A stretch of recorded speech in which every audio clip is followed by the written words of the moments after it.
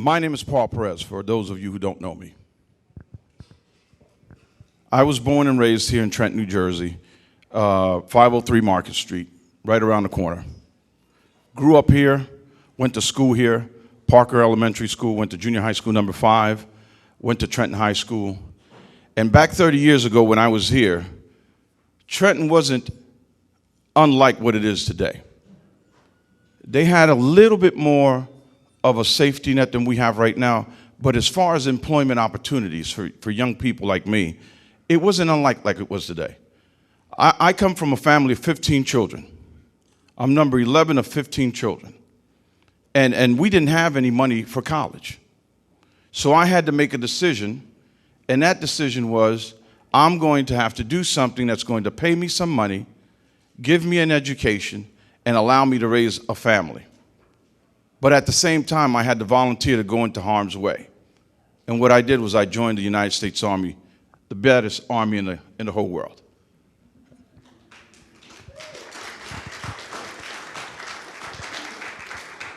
While in the military, I had an opportunity to get my BA. First of all, let me go back up for a second. I did not graduate from Trenton High School. I got a GED. Okay? I got a GED, went into the military, had an opportunity to go in as a law enforcement official. Worked in corrections, worked in regular policing, went into criminal investigations, graduated, got my BA there. I was promoted several times as an officer, worked in the Pentagon. I served as a personal security advisor to the Secretary of Defense. 4 of them, right? Carlucci, Weinberger, Tower, very shortly, and the last one everybody knows, Dick Cheney. Right? I was there when the president made the decision to have us fly down to Charlie Brown Airport in Atlanta and drive over to Fort McPherson, Georgia, and give the good news to Colin Powell that he was the Chief General of the Joint Chief of Staff.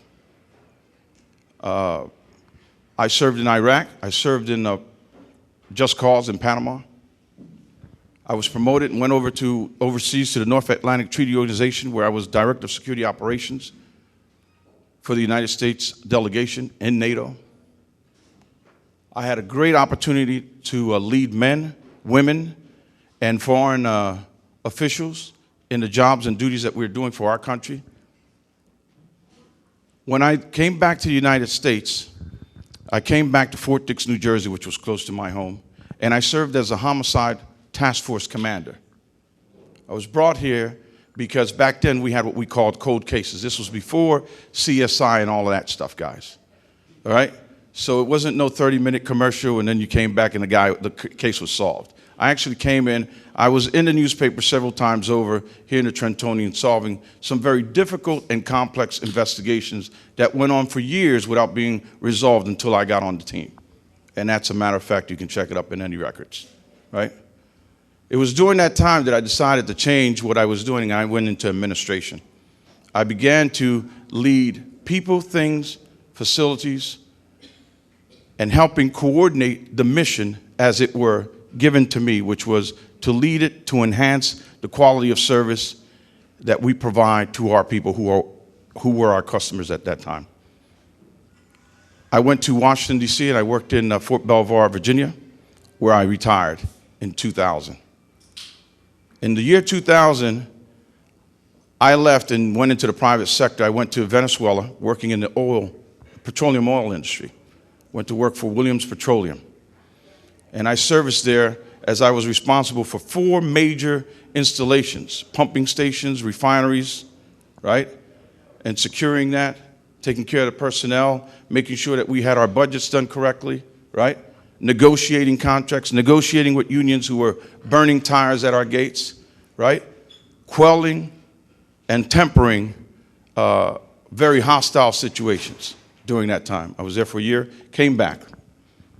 I went to work for a company called Virtual Development International, where I became the bank security officer for the Inter-American Development Bank, responsible for 28 different countries throughout Latin America and the Caribbean. I was responsible for a host of people not unlike the State Department's RSO program, Regional Security Officers Program, where you're responsible for the host nation security setup, their office, workplace, evacuation plans, managing of personnel budgets, and again, moving things, always adapting to different changing environments. Did that for about 5 years. I went into the federal government because I was asked to apply for a position that was coming up from the Department of Homeland Security. I didn't want to at that time because I was making some pretty good money, but I decided to do it anyway. I put in for the job and I got selected, and they appointed me as a consultant and advisor on protective security issues to the governor of Puerto Rico and the governor of the U.S. Virgin Islands at the time. I went around to all of their critical infrastructure locations that include power plants, chemical plants, filtration plants, dams, so on and so forth. I worked with the governor's staff for about a year and a half before I got promoted again and went to the National Institute of Health. Okay? So I'm going to make it very quickly. From there, I got promoted. I went to the Export-Import Bank of the United States as Director of Administration. Got promoted again, ended up at the National Science Foundation. I was a senior executive in the federal government. That is the highest that you can go. The senior executives in the federal government work directly to implement the policies of the President of the United States. That's what we do.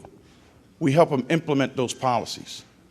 We're given directives, and we're going to talk later on about transparency in budgets and the budget life cycle.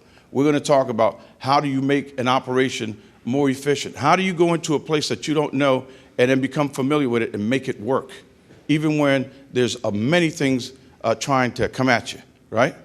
Not unlike the situations that we face here. Difference is we have familiar faces that we're working with, and what we're going to do better here is probably build a quicker collaborative team, which is the plan. I came to Trenton because it didn't matter how high I went up in the ladder. It really didn't matter. As successful I became, I had my family, my 2 sons, beautiful men, who are both military officers in the United States Army. I have my 2 grandchildren. I have a piece of property that was owned by George Washington in Mount Vernon. I have a beautiful home there. It didn't matter how high I climbed the ladder. What mattered to me was when people came to me and asked me, Paul, what do you think about Trenton, New Jersey? Aren't you from there? That was personal. That was personal because I said, I'm sitting here, I'm living on the high horse, and there's people back there, 15 family members and their family members, who are struggling through this unnecessarily. All we need is true leadership, somebody that we can trust, someone that has instant credibility to get people interested in this city again, because this city is a great city. This city is a strategically placed city. That's why George Washington came here. That's why he fought the Battle of Trenton. That's why he won. That's why we're Americans today. So we need to get that back. And it'll start today, I hope.